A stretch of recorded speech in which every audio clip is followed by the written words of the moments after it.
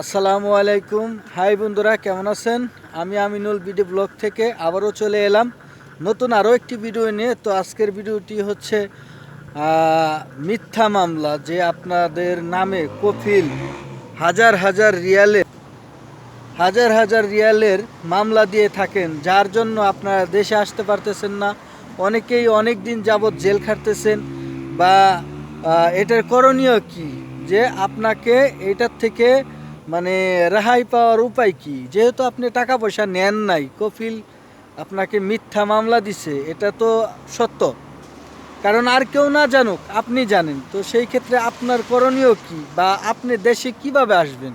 তো আজকের মূল ভিডিওতে যাওয়ার আগে প্লিজ দয়া করে বরাবরের মতো যে কথাটি বলি, যে প্লিজ দয়া করে আমাদের চ্যানেলটি সাবস্ক্রাইব করে বেল আইকনটি দিয়ে দিবেন।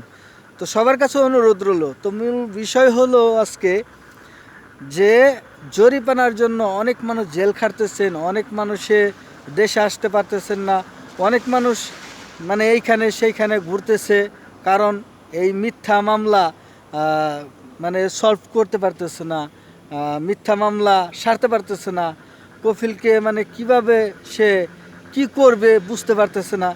তো আজকের বিষয় এইটাই, আজকে আমি বুঝিয়ে দিব যে আপনারা কিভাবে এর থেকে রেহাই পাবেন। তো আপনার নামে কফিল যেহেতু আপনাকে বেতন দেয় না, স্যালারি দেয় না, বা কাজ ঠিক মতো দেয় না, তো সেই ক্ষেত্রে তো বাইরে আসার কথাই। তো বাইরে আসলেই কফিল মামলা দিয়ে দিচ্ছে, মানে ইচ্ছা মতো, যে আপনি 10,000 5,000, বেশিরভাগই মানে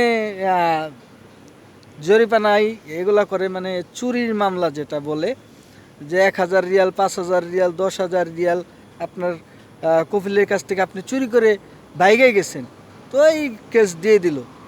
তবে হ্যাঁ, আপনার এটা কনফার্ম থাকতে হইব যে আপনি কোনো দিন ওই কফিলের কাছে থাকাকালীন যে কোনো পেপারে বা কোনো ব্ল্যাঙ্ক পেপারে আপনি সই করেন নাই, বা বাসমা দেন নাই, বা ফিঙ্গার দেন নাই, এটা আপনার স্মরণ শক্তি ভালো বা আছে, যে না আমি কোনো কিছুতেই সিগনেচার বা বাসমা দেই নেই।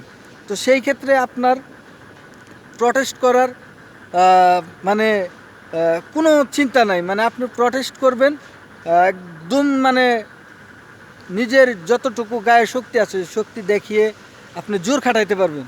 তো সেটা কিভাবে? আপনি আমেল মক্তবে যাবেন। আমেল মক্তবে যাওয়ার পরে আপনার কফিলের নামে উল্টা একটি মামলা করবেন। কি মামলা করবেন? যা আমি তার টাকা নেই নাই, বা সে তার কাছ থেকে কিভাবে টাকা নিছি, বা এগুলার তো অবশ্যই ডকুমেন্টস থাকবে, তাই না? ডকুমেন্টস যেহেতু নাই, সেই ক্ষেত্রে মিথ্যা মামলা দিয়ে আপনার কফিল আপনার নামে কিচ্ছুই করতে পারবে না। তবে হ্যাঁ, আপনাকে লড়তে হবে।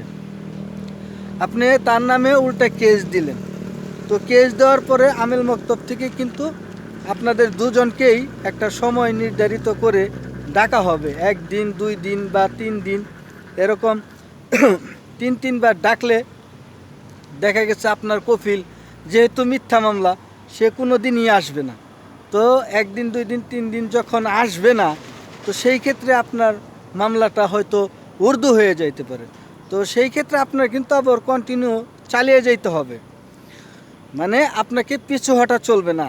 আর যদিও আপনার কফিল আপনার ফেস টু ফেস সামনাসামনি হয়, তাহলে আপনি তাকে জিজ্ঞাসা করবেন যে আমি তোর কাছ থেকে কিভাবে টাকা নিছি, তুই ডকুমেন্টস দেখা।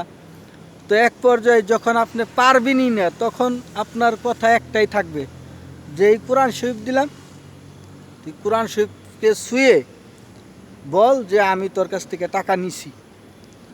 যদি সে সত্যিকারের প্রকৃত মুসলমান হয়ে থাকে, তাহলে সে কোনো দিনই কোরআন শরীফ ছুঁয়ে মিথ্যে কথা বলবে না।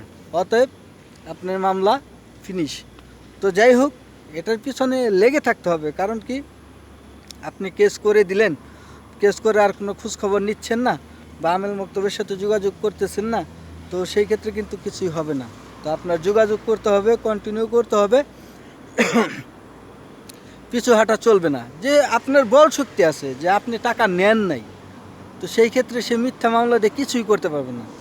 তো আশা রাখি আপনাদের এই যে মিথ্যে মামলা, এই জরিমানা, এই যে টাকা চুরির মামলা, এগুলা আমি বুঝিয়ে বললাম কিভাবে আপনারা রেহাই পাবেন। তো আজকের মতো এখানেই বিদায়। তো ভালো থাকবেন, সামনে আরও নতুন কিছু নিয়ে আসব, সেই পর্যন্ত অপেক্ষা করুন।